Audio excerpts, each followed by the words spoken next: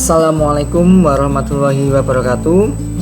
Apa kabar anak-anak kelas 8? Saya harap kalian tetap sehat dan tetap semangat untuk mengikuti pembelajaran moda daring ya. Pada video kali ini atau pada pertemuan kali ini saya akan membahas tentang klasifikasi jaringan komputer atau jaringan internet. Langsung kita mulai. Klasifikasi jaringan komputer itu dibagi menjadi 5. Yang pertama berdasarkan letak geografisnya, berdasarkan topologi jaringan, berdasarkan media transmisi data, berdasarkan fungsinya, dan berdasarkan sumber data atau sumber informasinya. Untuk video kali ini saya akan membahas 3 dulu klasifikasi jaringan, yaitu berdasarkan fungsinya, berdasarkan sumber informasi atau data, dan berdasarkan media transmisi data. Baik, kita mulai klasifikasi jaringan berdasarkan fungsinya. Untuk klasifikasi jaringan berdasarkan fungsinya itu dibagi menjadi 2. Yang pertama adalah jaringan client server. Jadi di sini berdasarkan fungsinya, jadi ada 2 komputer. Yang pertama komputer yang difungsikan sebagai komputer server, dan yang kedua adalah komputer yang difungsikan sebagai komputer klien. Jadi kedua komputer ini bisa digunakan untuk melayani atau membagikan suatu data. Jadi untuk yang komputer yang difungsikan sebagai server itu fungsinya sebagai pusat data, atau komputer yang fungsinya sebagai tempat penyimpanan data. Dan komputer yang difungsikan sebagai klien itu fungsinya untuk menerima data yang dikirimkan oleh komputer server. Kemudian ini contoh gambarnya jaringan client server. Seperti yang kalian lihat di sini ada komputer yang difungsikan sebagai server, dan ini media transmisinya, yang garis ini media transmisinya. Kemudian ada komputer yang difungsikan sebagai klien. Jadi komputer server ini fungsinya untuk membagikan atau meneruskan pesan atau data yang ada di server ke komputer klien.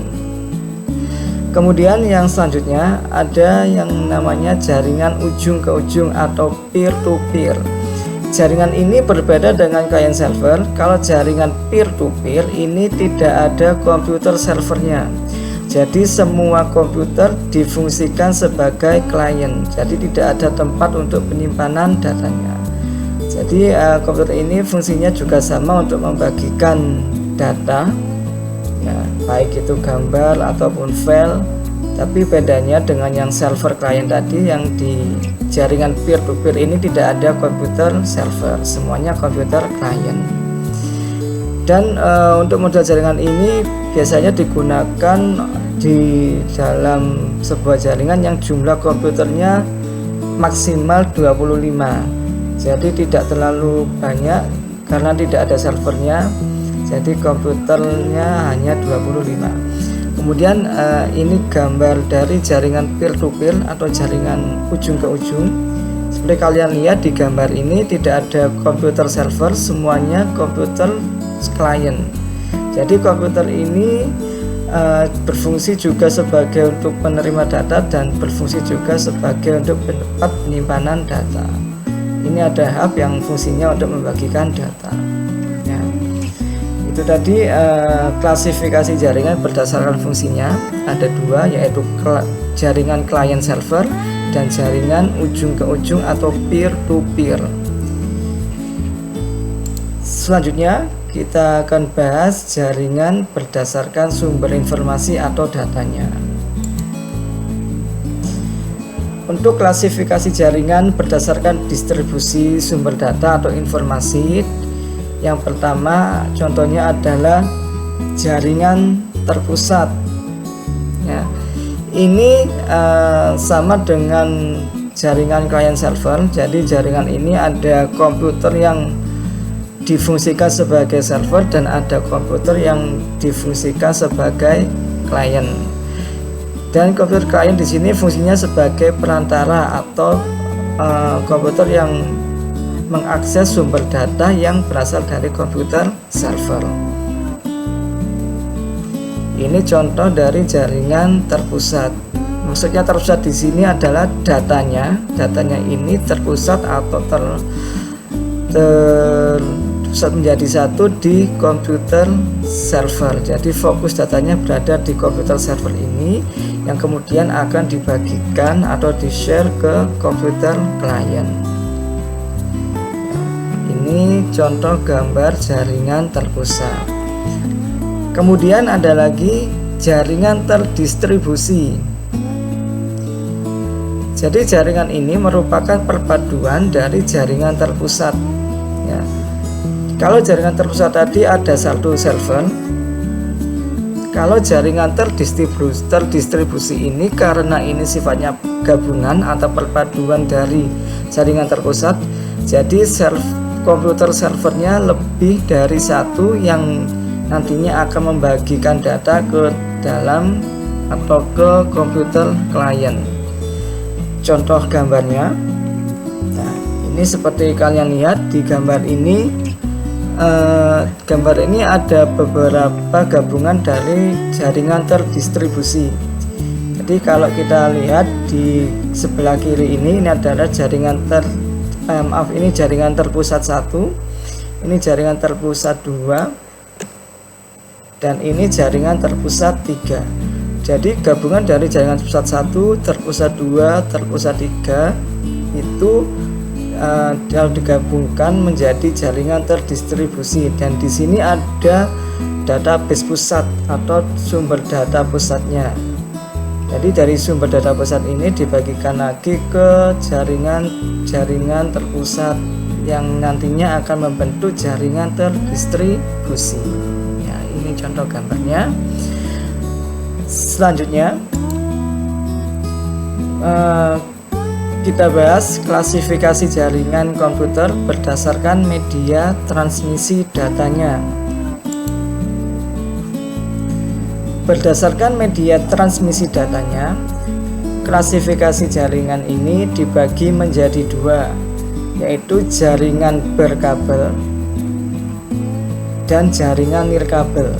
Kita bahas dulu pada jaringan berkabel atau wired network. Seperti judulnya, jaringan ini media transmisinya menggunakan kabel jaringan. Jadi jaringan ini media transmisinya atau media penghubungnya menggunakan kabel jaringan.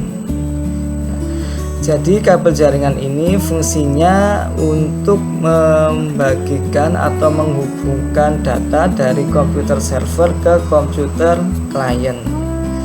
Jadi kalau seandainya kabel jaringan ini putus atau ada masalah di ujungnya, maka bisa dipastikan sistem jaringannya tidak berjalan.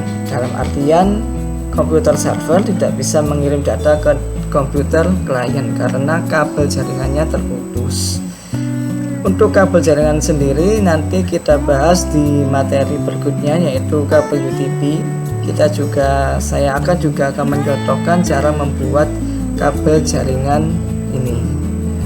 Jadi jaringan berkabel ini adalah sebuah jaringan yang media transmisinya atau media penghubungnya menggunakan kabel jaringan. Selanjutnya adalah jaringan nirkabel atau Wi-Fi, kepanjangan dari wireless fidelity.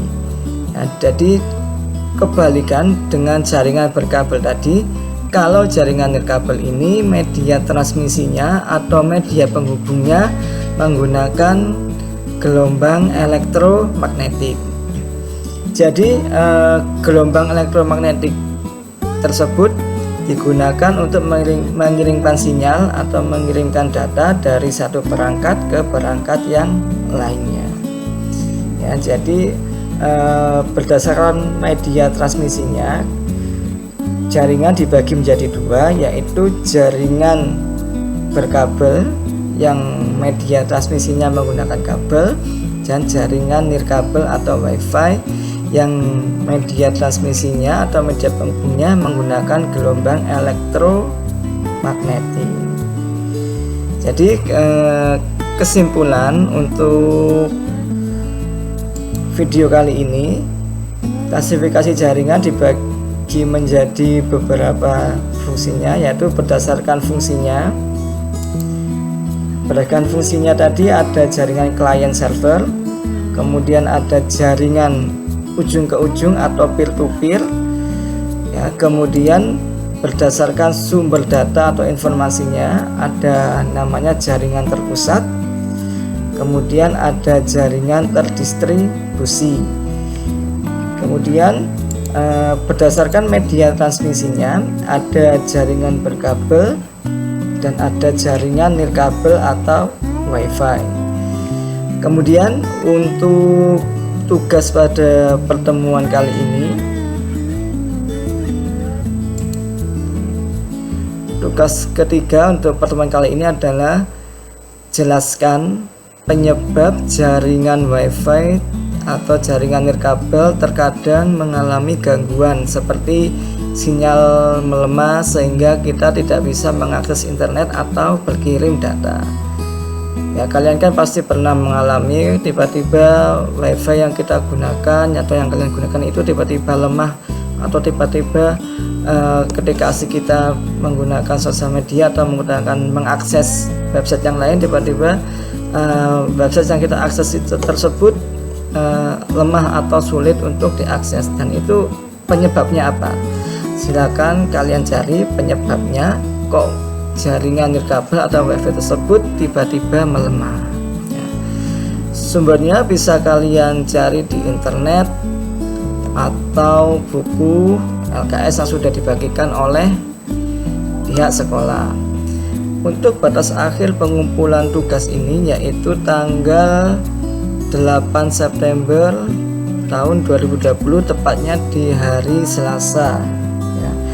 Batas akhir pengumpulan tugas ini adalah tanggal 8 September tahun 2020. Baiklah, anak-anak kelas 8, untuk video kali ini kita selesaikan sampai di sini, yaitu tentang klasifikasi jaringan berdasarkan fungsinya, berdasarkan sumber data atau informasi, dan berdasarkan media transmisi datanya, ya. Jangan lupa dikerjakan tugasnya terakhir pada tanggal 8 September 2020 pada hari Rabu, 8 September itu pada hari Rabu, ya. Ini tugasnya, silakan kalian catat, nanti kalian jawab di kolom yang sudah saya sediakan di link Google Form yang sudah saya bagikan. Baiklah anak kelas 8, sekian dari saya. Jangan lupa dikerjakan tugasnya, tetap jaga kesehatan dan tetap semangat untuk mengikuti pembelajaran moda daring. Assalamualaikum warahmatullahi wabarakatuh.